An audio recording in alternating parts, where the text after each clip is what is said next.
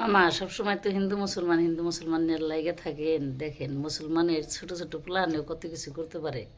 তো সবসময় হিন্দু মুসলমান না লাগে মামা মিয়া মিয়া না করে সব কিছুর সমস্যার সমাধান সবাইকে নিয়েই করতে পারবেন আপনি, আপনার জন্য খুব সহজ হবে। তো বেশি কিছু বলবো না মামা, আবার তো দোষ হবে, আপনি পুলিশ লাগিয়ে দিবেন ধরে নেওয়ার জন্যে। তো কি হলো দেখেন, ছোট একটা বাচ্চা কত বড় একটা কাজ করলো। ধন্যবাদ।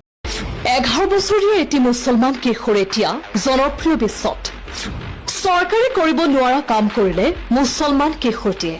কিশোৰজনৰ বাবে দেশখনলৈ আহিছে লাখ লাখ পৰ্যটক। মুছলমান কিশোৰজনে বিশ্বত জনপ্ৰিয় কৰিলে এটা পৰম্পৰা। Yo, what can I say? It's just a day in my life. I'm up early in the morning. আমাৰ স্ক্ৰীনত দেখাই কিশোৰজনক আপুনি কেতিয়াবা নহয় কেতিয়াবা নিশ্চয় মোবাইলত দেখিছে। এটি বিশেষ চৰ্চিত মিউজিক আৰু এই নাৱৰ সন্মুখত থিয় হৈ ষ্টাণ্ট কৰা কিশোৰজন এজন মুছলমান ঘৰৰ সন্তান। কিশোৰজনৰ বাবে এতিয়া নাও প্ৰতিযোগিতাৰ পাখো জৰু নামৰ পৰম্পৰা বিশ্বজুৰি ভাইৰেল।